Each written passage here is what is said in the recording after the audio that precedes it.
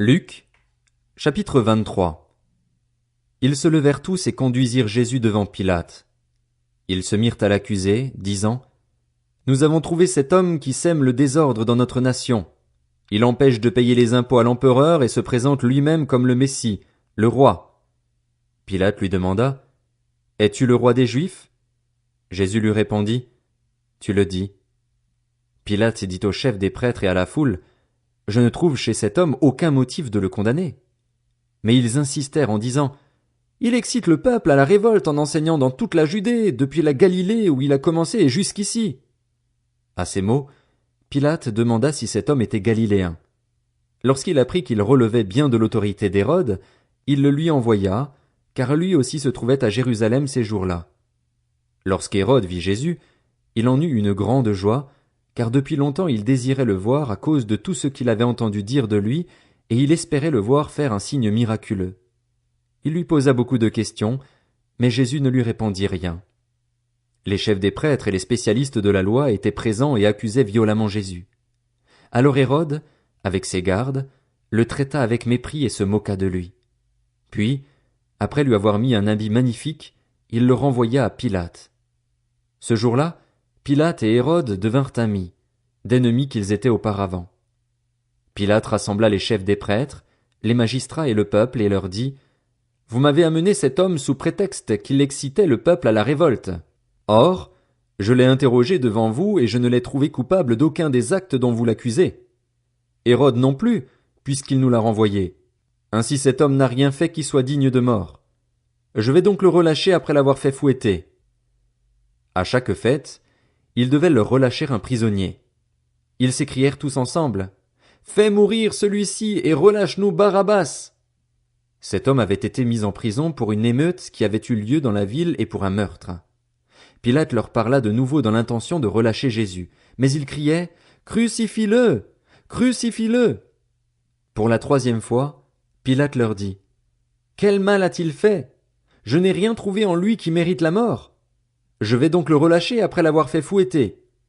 Cependant ils insistaient à grands cris, demandant qu'il soit crucifié, et leurs cris l'emportèrent avec ceux des chefs des prêtres.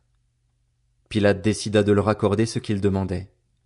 Il relâcha celui qui avait été mis en prison pour émeute et pour meurtre, et qu'ils réclamaient, et il livra Jésus à leur volonté. Comme ils l'emmenaient, ils s'emparèrent d'un certain Simon de Cyrène, qui revenait des champs, et ils le chargèrent de la croix pour qu'il la porte derrière Jésus. Il était suivi par une grande foule composée de membres du peuple et de femmes qui se frappaient la poitrine et se lamentaient sur lui.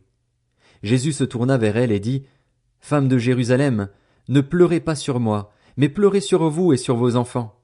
En effet, voici que viennent des jours où l'on dira: Heureuses celles qui sont stériles, heureuses celles qui n'ont pas eu d'enfants et celles qui n'ont pas allaité. Alors on se mettra à dire aux montagnes: Tombez sur nous, et aux collines: Couvrez-nous. En effet, si l'on traite ainsi le bois vert, qu'arrivera-t-il au bois sec?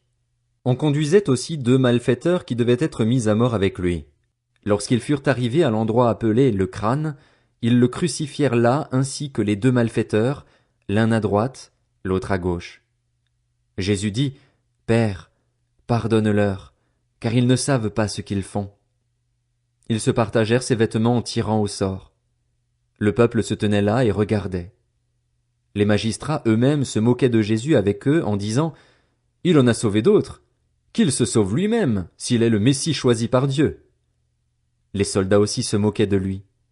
Ils s'approchaient pour lui présenter du vinaigre en disant: Si tu es le roi des Juifs, sauve-toi toi-même.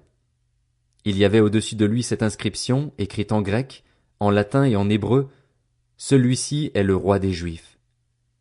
L'un des malfaiteurs crucifiés avec lui l'insultait en disant: Si tu es le Messie, sauve-toi toi-même, et nous avec toi. Mais l'autre le reprenait et disait: N'as-tu aucune crainte de Dieu, toi qui subis la même condamnation? Pour nous, ce n'est que justice, puisque nous recevons ce qu'ont mérité nos actes, mais celui-ci n'a rien fait de mal. Et il dit à Jésus: Seigneur, souviens-toi de moi quand tu viendras régner. Jésus lui répondit: Je te le dis en vérité, aujourd'hui tu seras avec moi dans le paradis. C'était déjà presque midi, et il y eut des ténèbres sur tout le pays jusqu'à 3 heures de l'après-midi. Le soleil s'obscurcit et le voile du temple se déchira par le milieu. Jésus s'écria d'une voix forte, « Père, je remets mon esprit entre tes mains. » Après avoir dit ces paroles, il expira.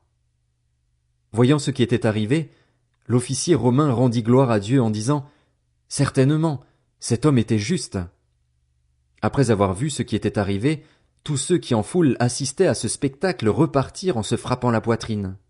Tous ceux qui connaissaient Jésus, et en particulier les femmes qui l'avaient accompagné depuis la Galilée, étaient restés à distance et regardaient ce qui se passait. Il y avait un membre du Sanhédrin du nom de Joseph. Homme bon et juste, il ne s'était pas associé à la décision et aux actes des autres.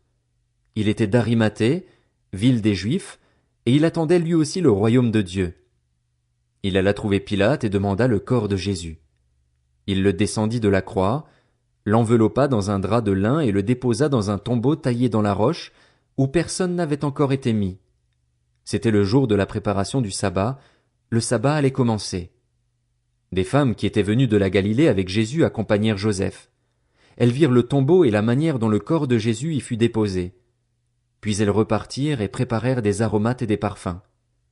Le jour du sabbat elles se reposèrent, comme le prescrit la loi.